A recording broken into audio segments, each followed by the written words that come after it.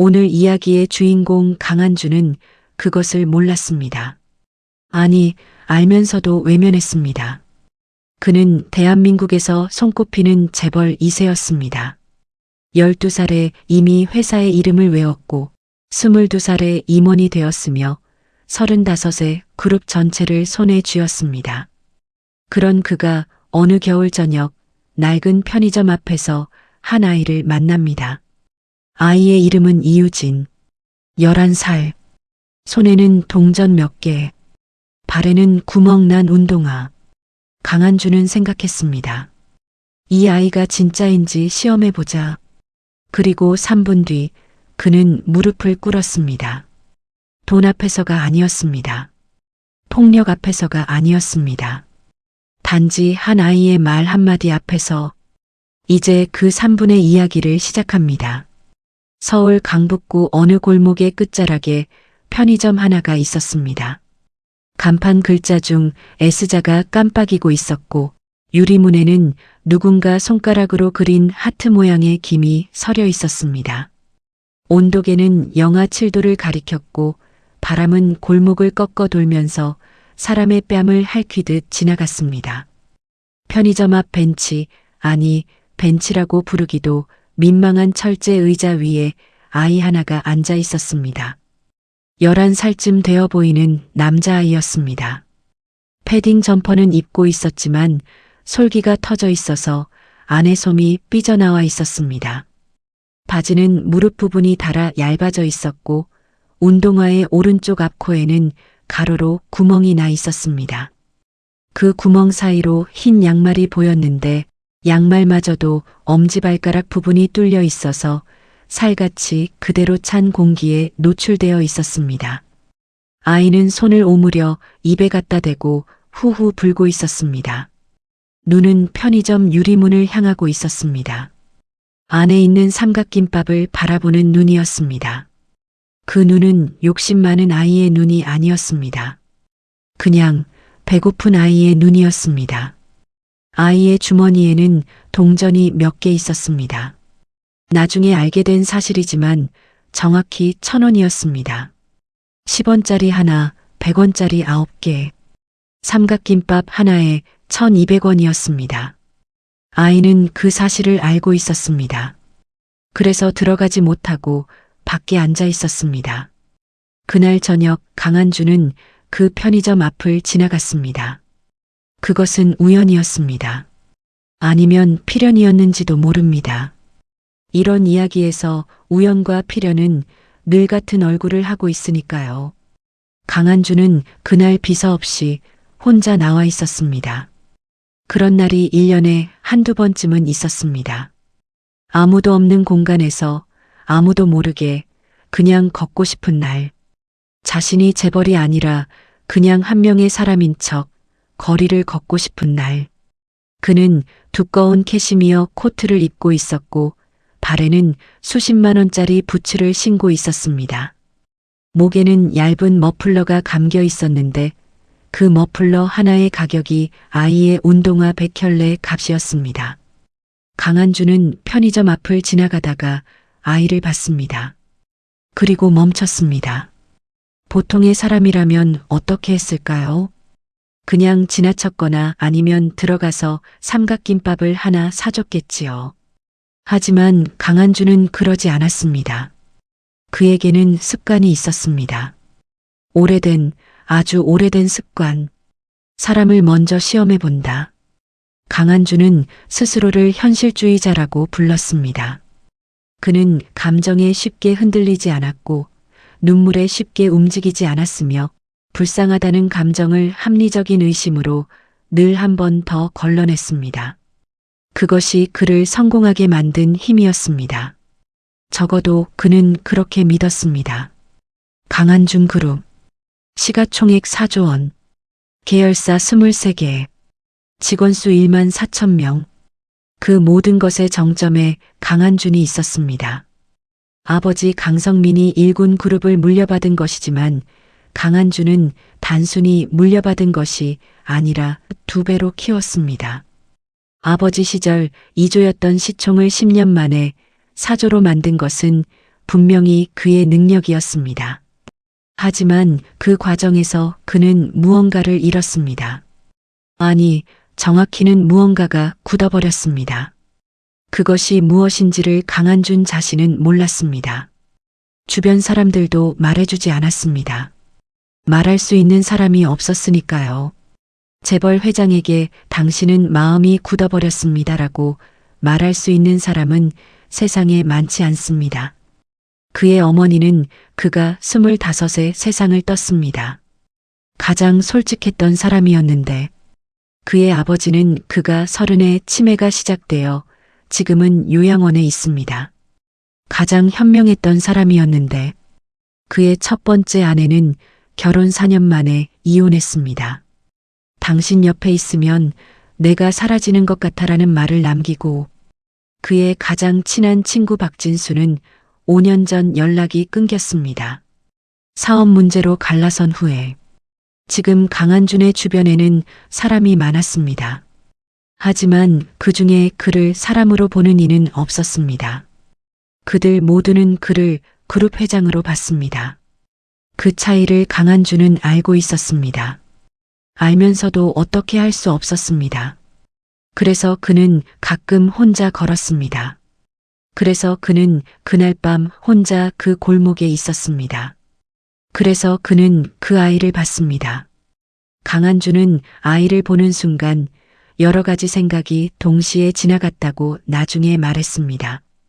첫 번째 생각은 저 아이 배고프겠다였습니다. 두 번째 생각은 도와줄까였습니다. 세 번째 생각은 잠깐 진짜로 배고픈 건지 아닌지 어떻게 알아였습니다. 그리고 세 번째 생각이 이겼습니다. 늘 그랬듯이 강한준은 주머니에서 지갑을 꺼냈습니다. 지갑 안에는 신용카드들과 함께 10,000원짜리 지폐 몇 장이 있었습니다. 그는 10,000원짜리를 꺼내려다가 멈췄습니다. 그리고 1,000원짜리를 꺼냈습니다. 1,000원짜리가 없었습니다. 그의 지갑에는 1,000원짜리가 없었습니다. 있을 리가 없었습니다. 잠시 생각하다가 그는 10,000원짜리 한 장을 손에 들고 아이에게 다가갔습니다. 그런데 아이 앞에 서는 순간 그는 돈을 내밀지 않았습니다. 대신 이렇게 말했습니다. 예, 배고프지? 아이가 올려다봤습니다. 경계하는 눈빛이었습니다. 낯선 어른이 말을 걸 때 아이들이 짓는 그 조심스럽고 작은 눈빛. 네. 짧은 대답이었습니다. 하지만 거짓이 없는 대답이었습니다. 강한준은 손에 든 10,000원짜리를 보여주며 말했습니다. 내가 이거 줄게. 근데 조건이 하나 있어. 이 말을 들었을 때 아이는 어떤 표정을 지었을까요? 여러분이 그 아이 자리에 있다면 어땠을까요? 배가 고프고 춥고 주머니에는 삼각김밥 하나도 살 수 없는 돈밖에 없는데 낯선 어른이 나타나 돈을 주겠다며 조건이 있다고 말합니다. 아이 이유진은 잠깐 망설였습니다. 그리고 물었습니다. 무슨 조건이요? 강한준은 천천히 아이 옆에 앉았습니다. 그 비싼 캐시미어 코트를 입고 그 낡은 철제 벤치에. 나중에 생각해보면 그것 자체가 이미 어떤 균열의 시작이었는지도 모릅니다. 내가 질문을 하나 할 거야. 솔직하게 대답하면 이거 줄게. 거짓말하면 안 줘. 알겠지? 아이는 고개를 끄덕였습니다. 강한준은 잠시 아이를 바라봤습니다. 그리고 천천히 말했습니다. 너 지금 이 돈 받으면 뭐 할 거야? 간단한 질문이었습니다. 하지만 강한준이 이 질문을 한 데는 이유가 있었습니다. 그는 이 질문으로 아이를 판단하려 했습니다. 만약 아이가 과자 사고 싶어요. 혹은 게임기에 넣을 거예요 라고 대답하면 이 아이는 그냥 돈이 탐나서 불쌍한 척하는 것이라고 단정하려 했습니다. 만약 아이가 밥 먹을 거예요 라고 대답하면 진짜 배고픈 아이라고 판단하고 돈을 줄 생각이었습니다. 깔끔한 시험이었습니다. 명확한 기준이었습니다. 적어도 강한주는 그렇게 생각했습니다. 아이 이유진은 잠시 생각했습니다. 그 잠시가 강한준에게는 영원처럼 느껴졌다고 합니다. 그리고 아이가 입을 열었습니다. 저 이거 받으면요. 응, 말해봐. 저 이 돈으로 삼각김밥 하나 살 거예요. 강한주는 속으로 역시라고 생각했습니다. 배고픈 아이가 맞구나. 그래, 줘야겠다. 판단 완료. 그러나 아이는 거기서 끝나지 않았습니다. 근데요. 응? 삼각김밥 사고 남은 돈 있잖아요. 그래. 아이는 주머니에서 손을 꺼냈습니다. 그 손바닥에는 동전들이 있었습니다. 10원짜리 하나, 100원짜리 9개. 저한테도 1,000원 있거든요. 근데 삼각김밥이 1,200원이에요.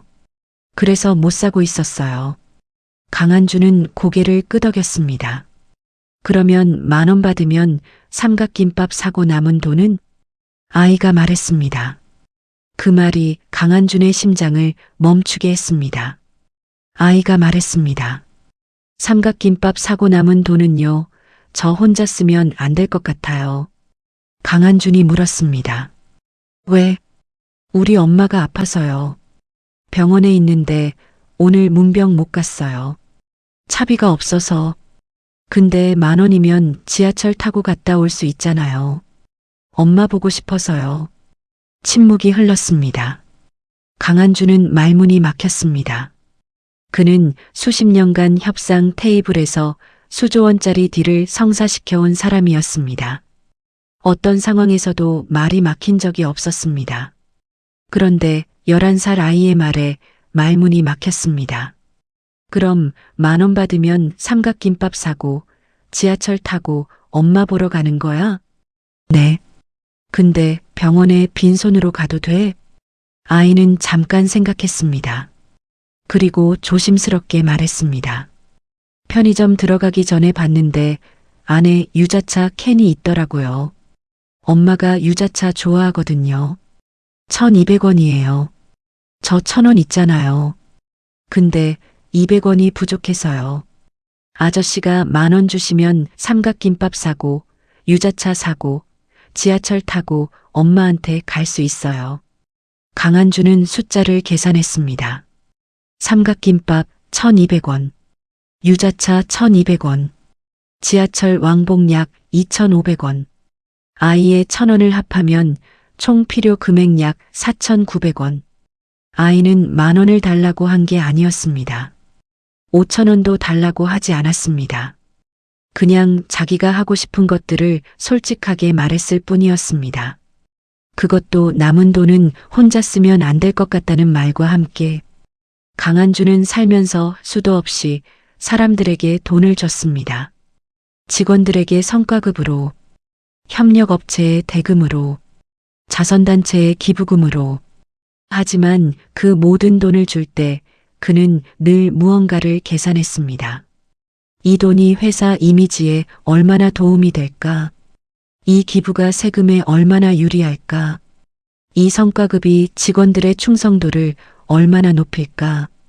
한 번도, 단 한 번도 아무 계산 없이 돈을 준 적이 없었습니다. 그런데 지금 이 아이는 1,000원을 쥐고 있으면서 엄마한테 줄 유자차를 사겠다고 했습니다. 자기가 가진 돈 전부를 엄마한테 쓰겠다고 했습니다.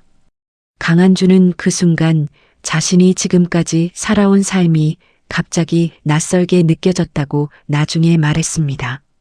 마치 오래된 거울을 닦았더니 거울이 아니라 창문이었던 것처럼 자신이 보이는 것이 아니라 자신 너머의 것이 보이는 것 같은 느낌.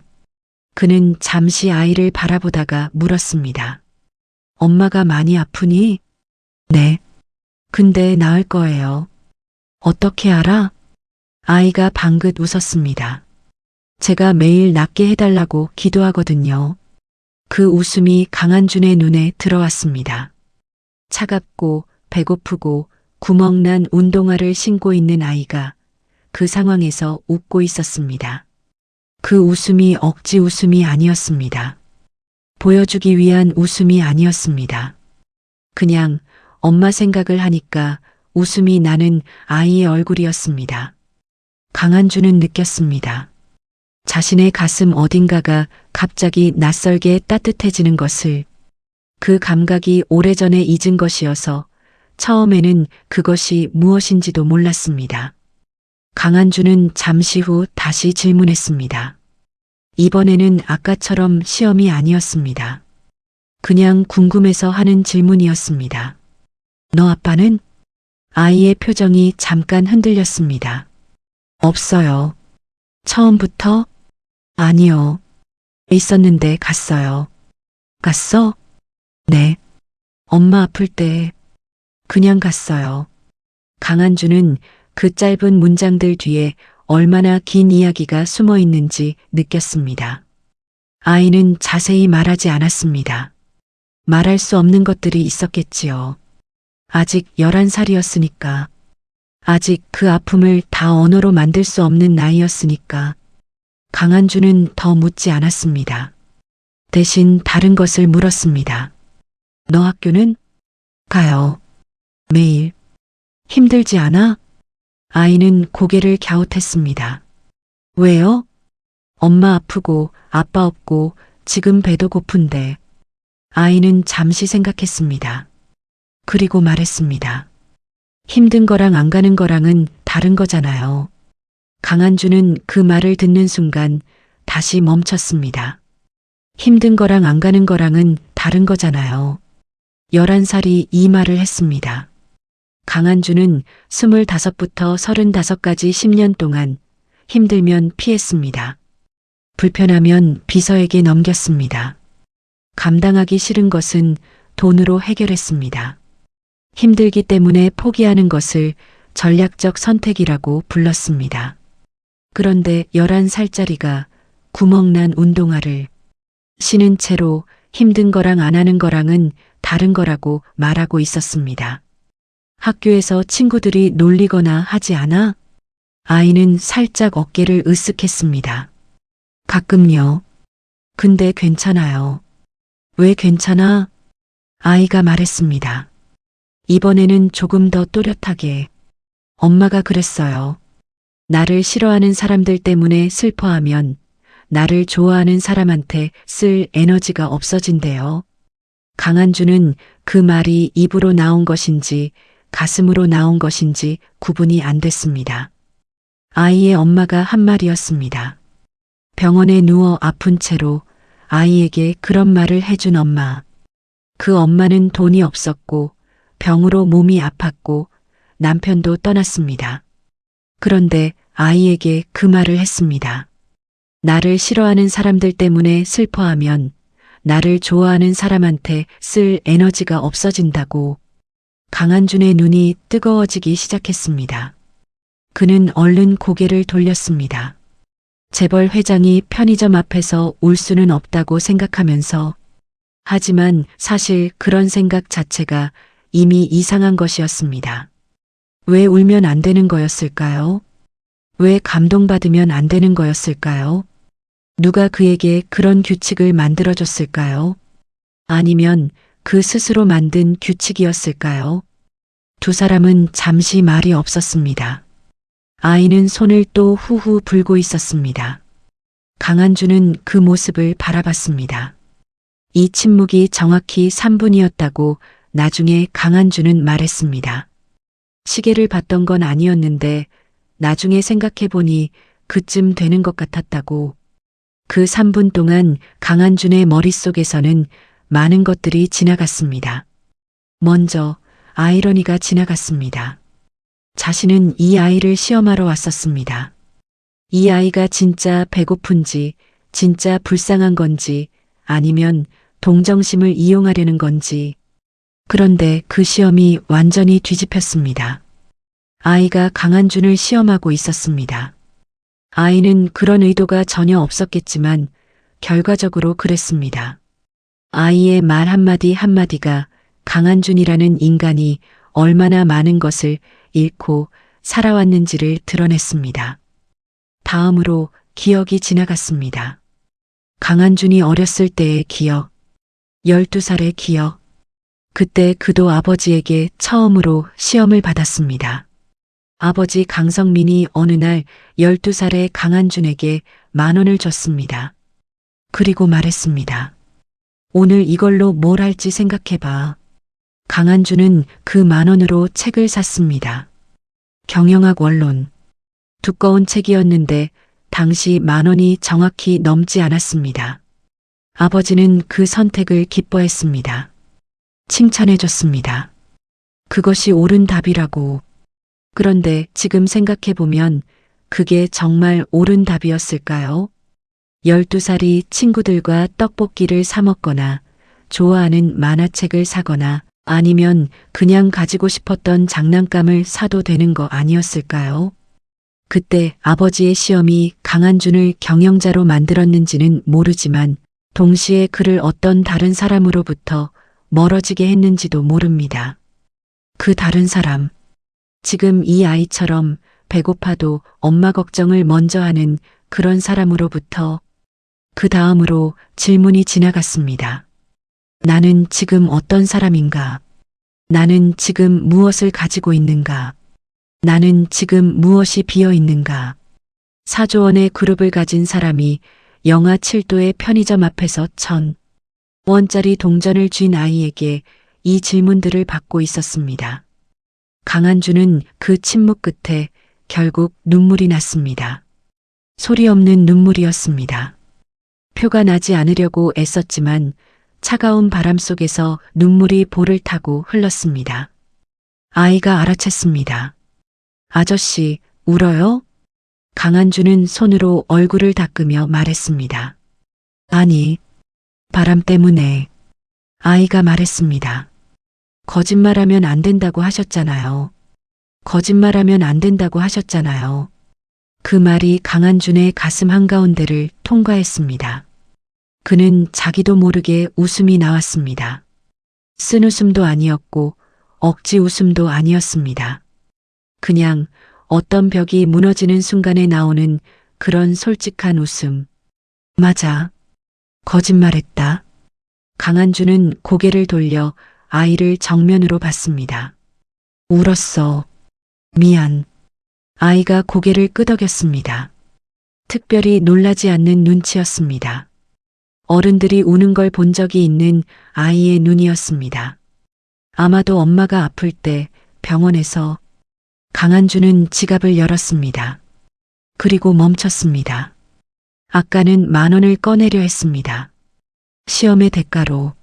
하지만 지금은 달랐습니다. 그는 지갑 안에 있는 돈을 전부 꺼냈습니다. 10,000원짜리 7장, 50,000원짜리 1장, 총 120,000원. 그것을 아이에게 내밀었습니다. 아이는 받지 않았습니다. 이렇게 많이 필요 없어요. 강한준은 할 말을 잃었습니다. 저 삼각김밥이랑 유자차랑 지하철값만 있으면 돼요. 강한준이 말했습니다. 그냥 가져. 엄마 병원 오래 다녀야 할 거 아니야. 약값도 필요하고. 아이가 잠시 생각했습니다. 그럼 20,000원만 받을게요. 삼각김밥이랑 유자차 사고 지하철 왕복 타고 남은 거는 다음에 또 엄마 보러 갈 때 써야 하니까. 20,000원.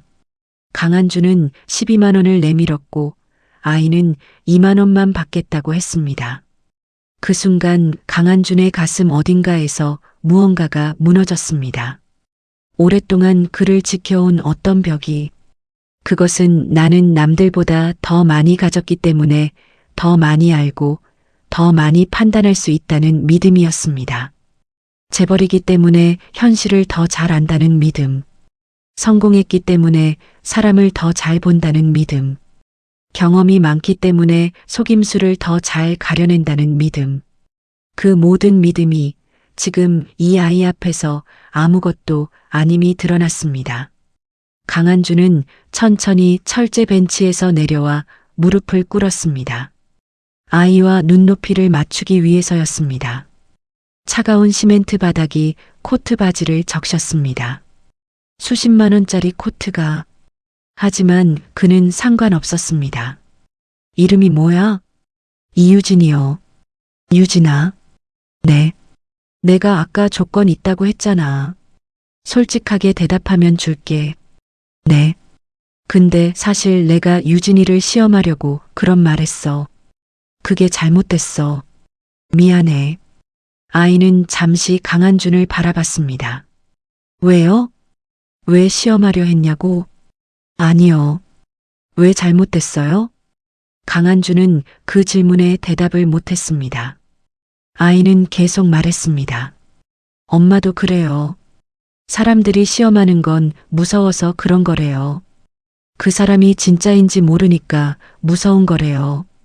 무서우면 먼저 알고 싶은 거래요. 그러니까 잘못된 게 아닌 것 같은데요. 강한준은 눈을 감았습니다. 아이의 엄마가 말해준 것이었습니다. 아이는 그 말을 그대로 전해줬습니다. 무서워서 시험하는 거라고. 그 말이 틀리지 않았습니다. 강한준은 평생 무서웠습니다. 사람이 무서웠습니다. 배신이 무서웠습니다. 진심이 가짜로 드러나는 게 무서웠습니다. 그래서 먼저 시험했습니다. 시험에서 통과한 사람만 가까이 했습니다. 그런데 정작 스스로가 시험을 통과하고 있었는지는 한 번도 생각해 본 적이 없었습니다. 강한준은 그날 밤 아이에게 2만 원을 줬습니다. 아이가 받겠다는 만큼만. 아이는 편의점에 들어가서 삼각김밥 하나와 유자차 캔 하나를 샀습니다. 계산을 마치고 나오면서 잔돈을 손에 쥐고 강한준에게 인사를 했습니다. 고맙습니다, 아저씨. 잘 가. 엄마한테 잘 다녀올게요. 아이는 편의점 옆 골목으로 사라졌습니다. 지하철역 방향으로. 구멍난 운동화가 시멘트 바닥을 밟는 소리가 잠시 들리다가 사라졌습니다. 강한준은 한동안 그 자리에 서 있었습니다. 아이가 사라진 골목을 바라보면서 그는 그 순간 무언가 아주 명확한 것 하나를 깨달았다고 나중에 말했습니다. 사람을 시험할 때 우리는 상대방이 어떤 사람인지를 알려고 합니다. 하지만 사실은 우리 자신이 어떤 사람인지가 드러납니다. 내가 무엇을 중요하게 생각하는지, 내가 무엇을 두려워하는지, 내가 어떤 기준으로 타인을 재단하는지. 시험을 설계하는 순간 그 설계도가 바로 내 민낯입니다. 강한준은 그날 이후 자신이 어떤 시험을 치르고 있었는지 생각했습니다. 단지 아이를 만났던 그 3분만이 아니라 그 이전의 모든 시간들, 그는 직원들을 시험했습니다. 이 사람이 나에게 충성스러운가? 이 사람이 회사 이익을 위해 개인을 희생할 수 있는가? 그 시험에서 통과한 사람만 중용했습니다. 그런데 그 시험을 설계하면서 그가 드러낸 것은 무엇이었을까요? 충성심보다 능력이 중요하다는 것을 몰랐던 것은 아니었습니다. 그런데도 충성심을 먼저 봤습니다. 배신이 무서웠으니까. 아버지처럼, 친구 박진수처럼, 아내처럼 떠나는 것이 무서웠으니까. 그는 협력사를 시험했습니다. 이 회사가 진짜인가? 이 대표가 믿을 만한가? 계약서 조항 하나하나에 함정을 심어놓고 상대방이 그것을 발견하나 안 하나 봤습니다. 그 시험을 설계하면서 드러난 것은 무엇이었을까요?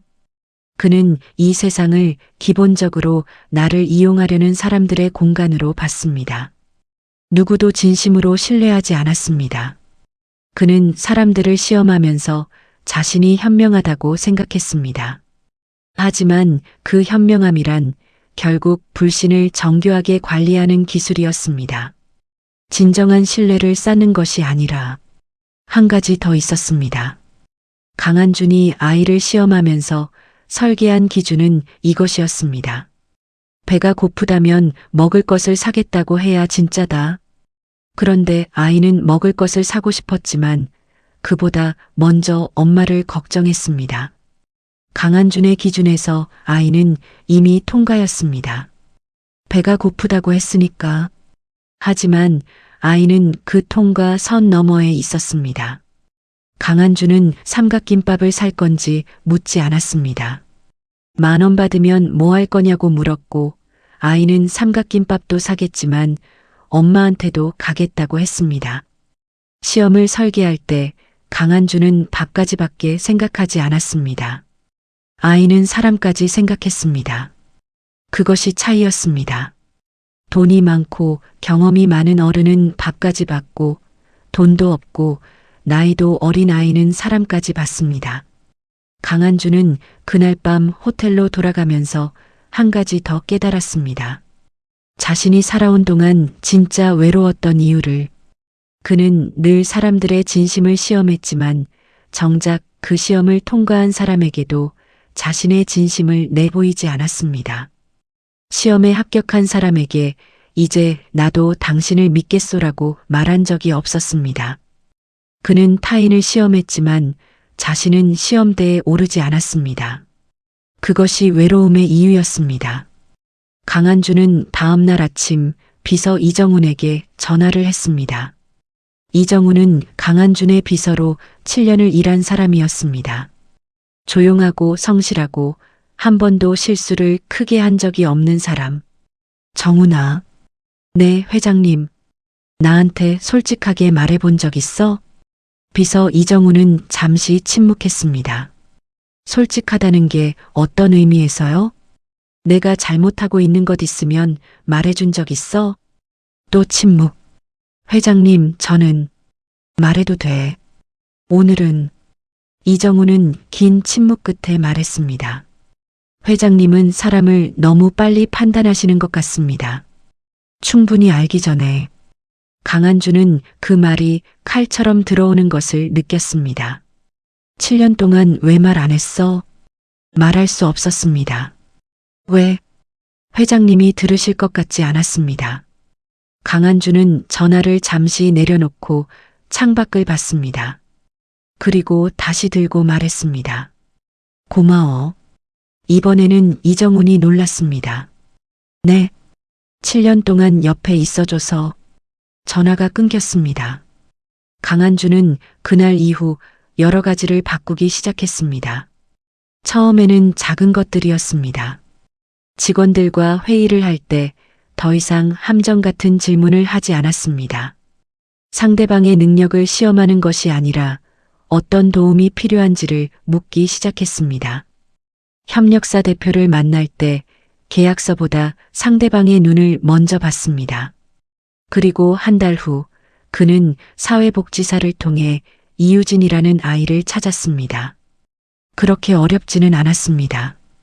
강북구에 엄마가 병원에 있는 11살 아이라는 정보로도 찾을 수 있었습니다. 아이는 강한준을 기억했습니다. 아저씨, 유진아. 잘 지냈어? 네. 그날 엄마한테 잘 다녀왔어요. 유자차 드렸더니 엄마가 너무 좋아했어요. 그래. 엄마가 고마운 사람한테 꼭 감사하다고 전해달래요. 강한주는 웃었습니다. 엄마 많이 좋아지셨어? 네. 퇴원했어요. 많이 나으셨대요. 잘 됐다. 강한주는 그날 아이의 엄마를 만났습니다. 이름은 박선영. 36세. 강한준보다 1살 어렸습니다. 말이 많지 않은 사람이었는데 눈빛이 따뜻했습니다. 아이가 그 눈빛을 닮아 있었습니다. 강한준이 말했습니다. 따님 덕분에 제가 많이 배웠습니다. 박선영이 웃으며 말했습니다. 그 애는 제가 키웠는데 사실 더 많이 배우는 건 저예요. 어떻게요? 아이들은 아직 세상에 실망하지 않았잖아요. 그 눈으로 세상을 보면 세상이 다르게 보이더라고요. 강한주는 그 말을 오래 기억했습니다. 아직 세상에 실망하지 않은 눈. 자신은 언제부터 세상에 실망하기 시작했을까요? 언제부터 사람을 믿기 전에 의심부터 했을까요? 언제부터 따뜻해지는 것이 약해지는 것이라고 생각했을까요? 강한주는 그 질문의 답을 천천히 찾아나갔습니다. 빠르게 찾은 것이 아니었습니다. 수십 년 동안 쌓인 것들이 한 번에 무너지지는 않았습니다. 하지만 무너지기 시작했습니다. 그것만으로도 충분했습니다. 강한준의 변화는 하루아침에 이루어진 것이 아니었습니다. 그 변화는 3단계로 나뉘었다고 볼 수 있습니다. 첫 번째 단계는 보기 시작한 것이었습니다. 그 이전까지 강한준은 사람들을 보면서 이 사람은 나에게 어떤 존재인가를 먼저 생각했습니다. 이 사람이 내 편인가 적인가? 이 사람이 나에게 이익이 되는가 손해가 되는가? 그런데 이유진을 만난 이후 그는 먼저 다른 것을 보기 시작했습니다. 이 사람은 지금 어떤 상태인가? 직원 하나가 회의 시간에 실수를 했습니다. 예전에 강한준이라면 즉각 질책하고 책임을 물었을 것입니다. 하지만 그날 강한준은 먼저 물었습니다. 요즘 무슨 일 있어요? 직원은 놀랐습니다. 그리고 잠시 망설이다가 말했습니다. 아버지가 많이 편찮으시다고. 병원을 자주 가다 보니 집중력이 흐트러졌다고. 죄송하다고. 강한준은 말했습니다. 가족이 먼저예요. 필요한 만큼 자리 비워도 됩니다. 그 직원은 나중에 주변에 이렇게 말했다고 합니다. 회장님이 바뀌셨어요. 무서웠던 분이 갑자기 따뜻해지셨어요.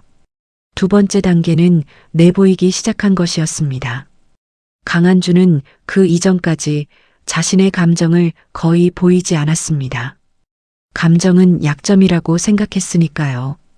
재벌 회장이 흔들리면 조직 전체가 흔들린다고 생각했으니까요. 하지만 이유진의 말이 그에게 남아 있었습니다. 거짓말하면 안 된다고 하셨잖아요. 강한준은 어느 날 임원회의에서 이렇게 말했습니다. 솔직히 말하면 나 요즘 회사 방향이 맞는지 확신이 없어요. 여러분은 어떻게 생각해요? 회의실이 조용해졌습니다. 임원들은 서로 눈치를 봤습니다. 회장이 확신이 없다고 말한 것이 처음이었으니까. 하지만 잠시 후 한 명이 입을 열었습니다. 그리고 또 한 명이.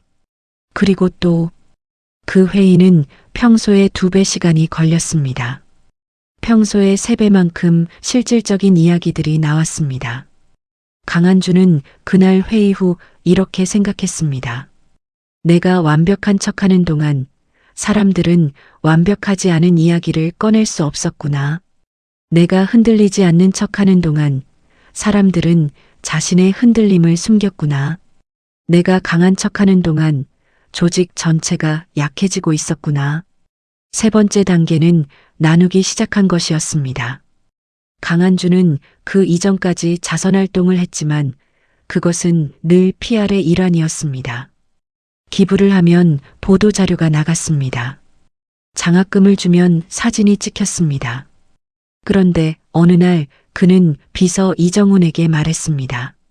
내가 기부하는 거 기사 내지 마요. 네. 그냥 조용히 해. 알리지 말고. 이정훈이 물었습니다. 이유가 있으신가요? 강한준이 말했습니다. 주는 게 받는 사람을 위한 건지, 보여주는 게 나를 위한 건지, 그걸 한번 구분해 보고 싶어서. 그 이후로 강한준의 기부는 조용해졌습니다. 하지만 금액은 오히려 커졌습니다.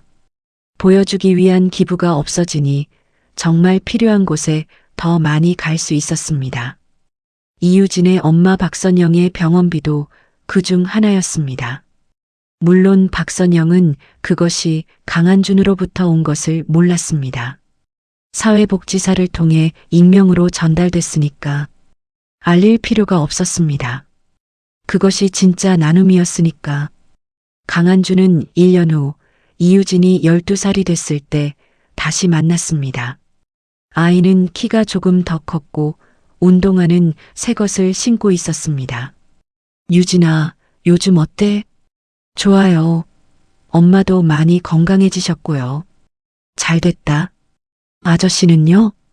강한준은 잠시 생각했습니다. 나도 좋아. 작년보다. 뭐가 좋아졌어요? 강한준은 웃으며 말했습니다. 사람이 좋아졌어. 아이가 고개를 갸웃했습니다. 처음부터 사람 좋으셨던 것 같은데요. 강한주는 그 말에 한참 웃었습니다. 처음부터 사람이 좋은 사람이었을지도 모른다고 그는 생각했습니다. 단지 오랫동안 잊고 있었을 뿐이라고. 지금 이 이야기를 듣는 여러분께 묻고 싶습니다. 지금 이 순간 당신은 누구를 시험하고 있습니까? 혹은 당신이 지금 시험받고 있다는 것을 알고 있습니까? 우리는 매일 서로를 시험합니다. 친구가 힘들 때 연락을 끊으면 어떻게 반응하나 보는 것도 시험입니다. 배우자에게 화가 났을 때 먼저 사과하나 기다리는 것도 시험입니다. 직원이 실수했을 때 어떻게 수습하나 지켜보는 것도 시험입니다. 낯선 사람이 도움을 청할 때 선의를 의심하는 것도 시험입니다. 이 시험들이 모두 나쁜 것은 아닙니다. 우리가 서로를 시험하는 것은 관계가 중요하기 때문입니다. 배신이 두렵기 때문입니다. 진심을 확인하고 싶기 때문입니다. 그것은 인간적인 감정입니다. 하지만 강한준의 이야기에서 우리가 배울 수 있는 것은 이것입니다. 시험을 설계하는 순간 우리 자신이 드러납니다. 내가 어떤 시험을 설계하는지가 내가 어떤 사람인지를 말해줍니다. 강한준은 진짜 배고픈가를 확인하는 시험을 설계했습니다. 그것은 그가 세상을 불신의 눈으로 봤다는 뜻입니다. 반면 이유진은 아무것도 시험하지 않았습니다. 낯선 어른이 말을 걸었을 때 경계했지만 그 이상의 의심을 하지 않았습니다. 솔직하게 자신의 상황을 말하고 필요한 만큼만 받겠다고 했습니다. 아이는 세상을 아직 시험의 대상으로 보지 않았습니다. 세상을 아직 함께 살아가는 것으로 봤습니다.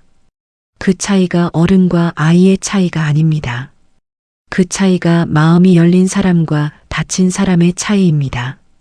강한주는 오래 살수록 경험이 쌓일수록 마음이 더 닫혔습니다. 이유진은 힘든 상황에서도 마음이 열려 있었습니다. 여기서 다시 질문을 드립니다. 당신은 지금 어떤 방향으로 가고 있습니까? 나이가 들수록 마음이 더 열리고 있습니까? 아니면 더 닫히고 있습니까? 경험이 쌓일수록 사람에 대한 신뢰가 커지고 있습니까? 아니면 불신이 커지고 있습니까? 힘든 일을 겪을수록 더 따뜻해지고 있습니까? 아니면 더 차가워지고 있습니까? 이 질문에 쉽게 대답할 수 있는 사람은 많지 않습니다. 저도 마찬가지입니다. 우리는 모두 어느 순간부터 마음의 문을 조금씩 닫기 시작합니다. 다쳤기 때문입니다. 실망했기 때문입니다. 더 다치지 않으려고. 그것이 잘못된 것이라고 말하는 것이 아닙니다. 다만 그 닫힌 문을 우리가 인식하고 있어야 한다는 것입니다. 강한준이 이유진을 만나기 전까지 몰랐던 것은 자신의 마음이 닫혀 있다는 사실이었습니다. 자신은 현명하다고, 경험이 많다고, 사람을 잘 본다고 생각했습니다. 하지만 그것은 닫힌 눈으로 보는 것이었습니다.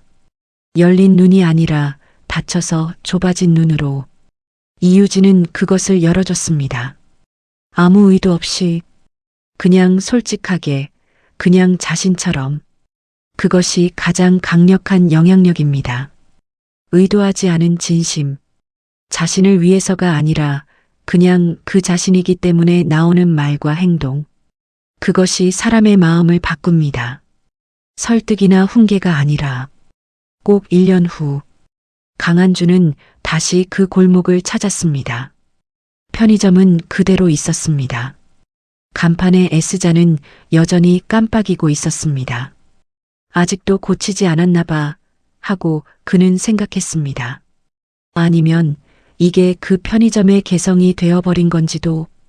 그는 편의점 안으로 들어갔습니다. 삼각김밥을 하나 집었습니다.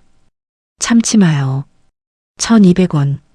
유자차 캔을 하나 집었습니다. 1,200원. 계산대 앞에 섰습니다. 2,400원입니다. 강한주는 지갑을 열었습니다. 5만원짜리, 만원짜리, 그리고 그는 잠시 머뭇거리다가 주머니를 뒤졌습니다. 동전이 있었습니다. 1,000원짜리 동전. 요즘은 간혹 동전을 챙기는 습관이 생겼습니다. 왜 그런 습관이 생겼는지 그는 알고 있었습니다. 그는 1,000원짜리 동전 2개와 500원짜리 하나를 꺼내 계산했습니다. 2,500원. 100원 거스름돈. 거스름돈 100원을 받아주면서 강한주는 생각했습니다.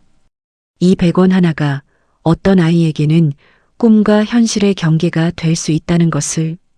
그는 편의점을 나와 1년 전 앉았던 철제 벤치에 앉았습니다. 삼각김밥을 천천히 먹었습니다. 차가운 밤바람이 볼을 스쳤습니다. 그 손에 삼각김밥을 들고 영하의 날씨에 혼자 앉아 있는 모습은 4조 원짜리 그룹의 회장이라기보다 그냥 늦은 퇴근길의 평범한 사람처럼 보였습니다. 아니, 어쩌면 그것이 원래의 모습이었는지도 모릅니다. 강한준이라는 사람이 재벌 회장이 되기 전에 원래 가지고 있었던 모습. 삼각김밥을 다 먹고 그는 유자차 캔을 들었습니다. 한 모금 마셨습니다. 따뜻했습니다. 맛있네.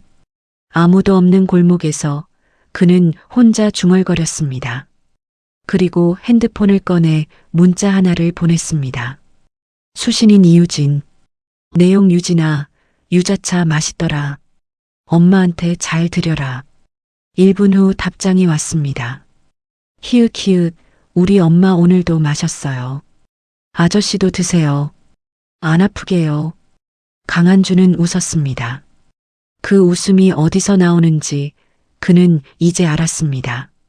계산하지 않아도 나오는 것, 조건 없이 나오는 것, 시험하지 않아도 나오는 것, 그것이 진짜 따뜻함이라는 것을.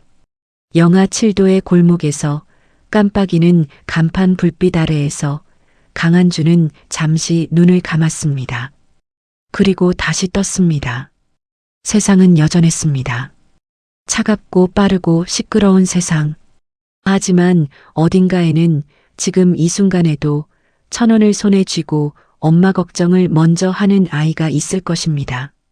그 아이들이 지금의 세상을 견디게 해준다는 것을. 그리고 그 아이들이 자라서 만들어갈 세상이 지금보다 조금은 더 따뜻할 것이라는 것을. 강한주는 믿기로 했습니다. 더 이상 시험하지 않고. 이 이야기가 세상에 알려진 것은 강한준이 직접 말했기 때문입니다. 그는 청년 창업가 포럼의 연사로 초청받았습니다. 성공한 기업인의 성공 비결을 기대했던 청중 앞에서 강한준은 다른 이야기를 했습니다. 그 연설의 일부입니다.